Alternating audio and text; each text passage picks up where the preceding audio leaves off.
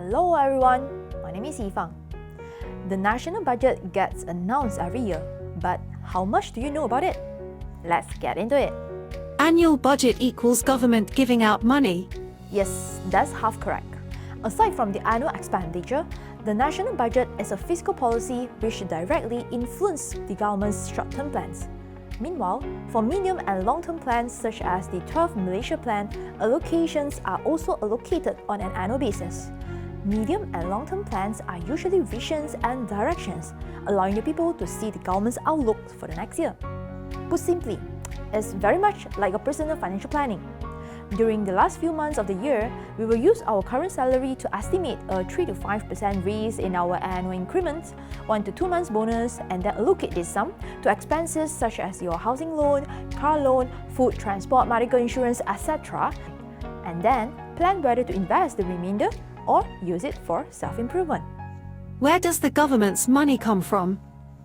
Put simply, from taxes. The nation's revenue can be split into tax and non-tax revenue. Tax revenue includes income tax, corporate tax, import tax, export tax, and non-tax can include Petronas dividends. Of course, development projects can also be funded through bonds. The budget gets bigger each year. Is that sustainable? How are Malaysia's finances doing? The size of the budget depends on economic growth and the future's predictions.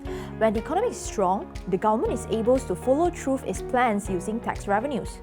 Under Barisan Nasional, the second quarters of 2022 reported an 8.9% growth in GDP, and Bank Negara also adjusted its 2022 forecast for GDP growth to 6.4%. A bigger budget can enable more economic developments, but it must also ensure sustainability and feasibility.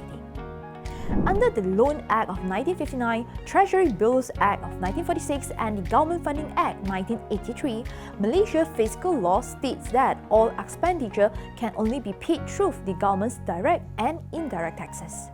Put simply, your salary must be able to cover your daily expenses.